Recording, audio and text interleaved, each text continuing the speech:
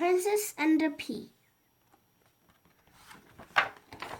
Contents. Chapter 1, The Piggy Prince. Chapter 2, Off to See the Witch. Chapter 3, Princess Prunella. Chapter 4, Princess Parvula. Chapter 5, A Real Princess. Chapter 1, A Piggy Prince. Once upon a time there was a prince who wanted to marry a princess, but he didn't want just any old princess. He wanted a real one. This is Princess Cordelia, Your Highness. Not one of the loyal princesses would do. What's the matter with them, Patrick? Patrick called his father the king. I am running out of princesses to show you. Are they too old, too tall, too hairy? I can't be sure they're real, sighed Prince Patrick. I'll have to find one for myself. You must do whatever you want, darling, said the queen, who spoiled him rotten. Nothing but the best of my Princey Wincy. Mother! The next day, Prince Patrick set out to travel the world in search of a real princess. Ready, Freddy? I think my arm stuck. He took with him 12 suitcases, 10 pairs of shoes, a spare crown, and his cousin Fred. Goodbye, my love, cried the queen, wiping away a tear with her silk handkerchief. Don't forget to wrap a worm and brush your teeth. I'll be fine. Stop fussing. They hadn't gone far when they heard a loud sneeze from under the seat. Who's there? Shouted the prince. A small figure crept out. It's Peg. Aren't you the palace maid? Said Prince Patrick. Peg nodded. What you're doing here? The prince asked. I want to see the world, said Peg. I've been at the palace all my life, ever since I was left on the doorstep as a baby. I want an adventure. She blushed, and Cook's furious because I burned the pudding, she added.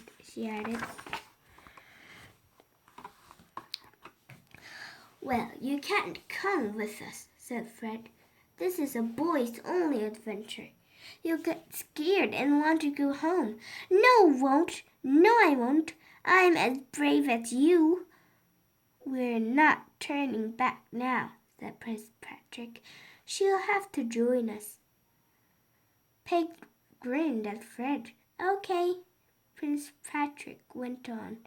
First stop, the Wicked Witch's hut. Fred looked alarmed. You are joking, right? She'll eat us alive. Who's scared now? Prince Patrick shook his head. The witch will know how to be a real princess. She's my best hope. Chapter 2, Off to See the Witch. Now, Peg, said Prince Patrick, this could be dangerous. You stay in the coach. Fred and I will meet the witch. The prince knocked 3 times on the witch's door. There was no answer. Why couldn't I stay in the coach? Looks like no one's in. Well, have to go, said Fred, who was already backing away. She must be in, said the prince, and he bent down to peer through the keyhole. Argh! A large green eye was staring at him. Prince Patrick jumped back and landed bottom first in a patch of mud. A short, plump woman opened the door, chuckling to herself. Did I scare you? I was just checking who you are. You can't be too careful these days. Look at this mud. Fred was amazed. Are you the witch? He asked. You're not scary at all. The witch looked rather upset. I try my best, she sighed. I grew 3 new warts last week. Come inside, she added. I'm just cooking some tasty soup for lunch. I think it's the soup. Something really smells in here. Something really smells in here. Let me see. We're not hungry, said Prince Patrick quickly. I want to ask for your help. I want to know how to find a real princess. Real princesses are very rare, said the witch, and it's hard to spot a fake one. But there's a test you can do. Let me see. A real princess must have boiled brains, rotten beans, and a cat's feet. What? Cried the prince. Oh, sorry. That's a recipe for soup. This is it. The real princess test. A real princess must supposes politeness to one and all, kindness to rich and poor, very sensitive skin. Sensitive skin? Said Prince Patrick asked, looking confused. A real princess, explained the witch, has much tender skin that she could feel a pea under a 20 mattress. Thank you, said the prince. You've been very helpful. He turned to the door. Oh, do stay for lunch, pleaded the witch. My soup's almost ready. No, really.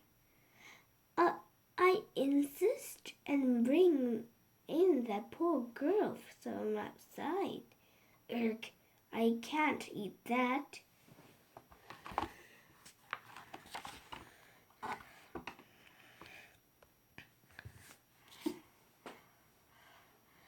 They were stuck in the witch's hut until the cauldron was empty. I feel sick, groaned Peg on the way back to the coach. Well, you shouldn't have had 3 bowls then, said Fred. I poured mine into a plant pot. I was being polite. I didn't want to hurt the witch's feelings. That was very kind of you, Peg, said Prince Patrick, smiling at her. Where are we going now? asked Fred. Now I have the witch's test. I can finally find a real princess. Finally find a real princess, said the prince. We're off to meet Princess Prunella. Check the map, Fred. Princess map. Princess Prudence. Princess Prunella. Princess Promise. Princess Pavla. Princess Chapter 3. Princess Prunella. Princess Prunella was very excited to see the prince. You must come and stay in my castle, she cried. She raced over the bridge, dragging Prince Patrick with her. Hurry, hurry, she called to her servants. He's perfect. We'll be married in no time. I want you to prepare the best bed chambers of the Prince and Fred. Prince and Fred. Just Prince and Fred. Excuse me, said Peg, struggling with all the luggage. Where am I to sleep? Who are you? I'm a maid. Maids belong in the attic, replied the princess, haggardly. There, but I'm sure there might be a few mice there, but I'm sure you'll cope. Peg went to her room. Peg went to her room. It was cold and damp. She could hear mice scuttling about, squeaking. The prince can't marry her. Meanwhile, Fred and the prince were in the grand dining room with Princess Prunella.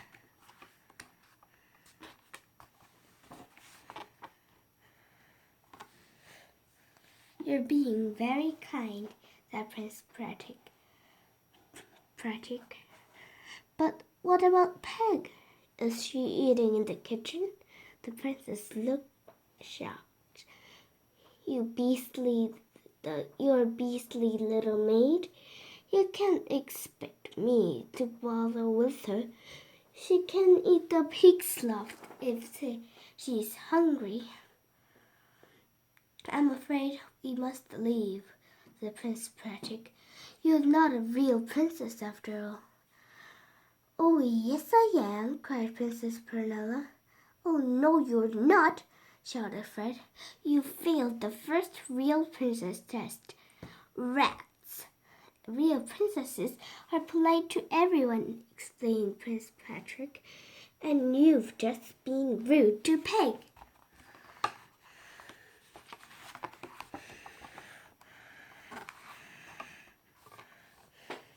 She passed the Politan's test, thought the prince. Now what's the next one? I have an idea. Fred, he cried, I have a plan. I'm going to dress up as a beggar and see if Princess Pavla kind to me. Try out your disguise on Peg first, said Fred, to make sure it works. Prince Patrick found Peg sitting on a tree stump, about to eat an apple. I'm a hungry beggar. Have you any food for me? Oh, you poor thing, Peg cried when she saw him. Here, have my apple. Prince Pratic was very pleased with himself. Excellent, it works, he shouted, throwing off his disguise. What are you doing? Asked Peg, but the prince was already knocking on the castle door to try the test on Princess Pavla. A servant answered. Is someone there? Called Princess Pavla. It's a beggar, your highness. We got nothing for him, snapped the princess. Tell him to go away. And he smells. Prince Patrick turned away. She's not a real princess, he thought. A real princess is both polite and kind, even to beggars. And he smells. Chapter 5. A Real Princess. I never be married. I give up, said the prince with a sigh. I don't think there's a real princess anywhere. We may still as well go home. They got ready for the long journey back to the palace. Everyone was glum, even the horses. I bet Cook hasn't forgotten about the pudding I burned. The coach arrived at the palace just in time. A huge storm was brewing. Peg wasn't straight to the kitchen and the grins. You've got hundreds of dishes to wash, scolded the cook. They've been piling up since you left. Prince Patrick and Fred went to find the king and queen. Outside, Rain began to beating against the windows. Streaks of lightning lit up the sky. Just then, there was a knock on the door. "There is a princess promised to see you, your highness," said the footman. "Not another one." A beautiful princess stepped into the room. She was wet from the rain and shaking with cold. "I'm so sorry to trouble you," she said politely, "but my coach has broken down."